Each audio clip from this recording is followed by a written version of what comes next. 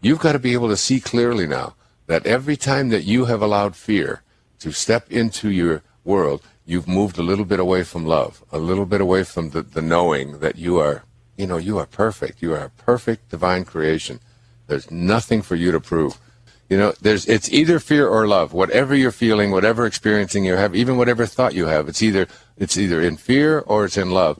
And any thought that is in fear cannot be love. And any thought that is love cannot be fear.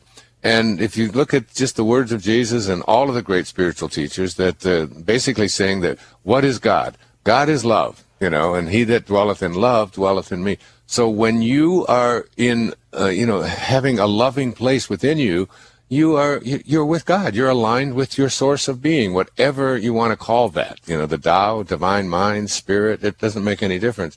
And when you're not, you're in fear, but fear can't be love. So what your fear is that, that I'm not worthy of this, of receiving these kinds of things. The ability to give is really the other side of the coin of the ability to receive. And if you're not able to do one, you can't do the other as well. And basically it comes from am I worthy enough? And you just have to ask yourself, I came from God.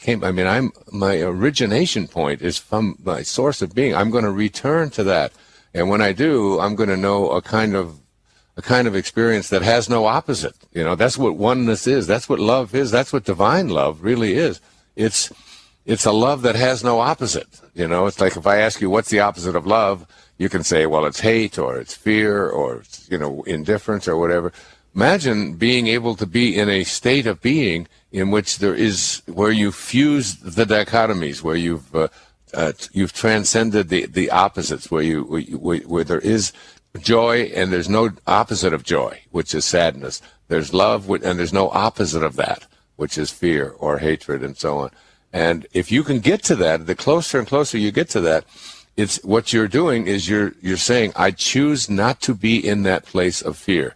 Fear of being disapproved, fear that I won't be able to make it, fear that other people won't like it, fear that that I might fail at something. If you could just let go of all of that, and when people are offering you something, you got to look at those people and see them as God. Yeah. And it's like, and what is God doing all day long, whatever God means to you? Well, I'm just looking out at this beautiful day here, and I'm looking at the sky, and I'm looking at the air that I'm getting to breathe, and I'm looking at the rain that fell last night to keep the grass green, and I'm looking at the ocean, and and it's like, it's just endlessly abundant. And it's like, and it's a gift. It's always giving. It's always like, here I am. This is what love is. Love is just about giving, and if you can get yourself to that place where you're saying thank you instead of I don't deserve it, or it's and that's stuff that got programmed into your subconscious mind from the time that you were a little kid and you went off to school and you were told if you don't get to good grades and if you don't behave and if you don't dress the right way and if you don't speak the right way,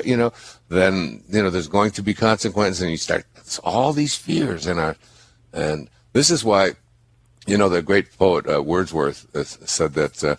Talking about, he said, heaven lies about us in our infancy. A birth is but a sleep and a forgetting. A sleep and a forgetting. Heaven lies about us in our infancy. Why does heaven lie about us in our infancy? Because that's when we're connected to God. And it's like infants, every infant in the world, whether it's a Taliban infant or whether it's an infant from San Diego or anywhere, it's like they just come from a place of divine love.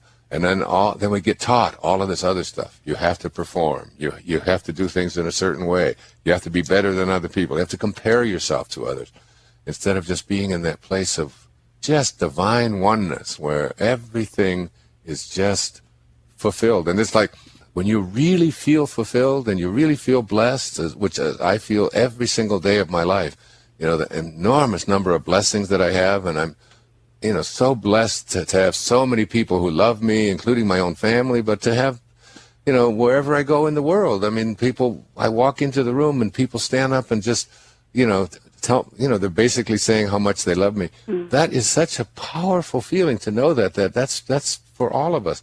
Once you get to that, Tamara, once you get to that place, I'm telling you, everything will flow to you.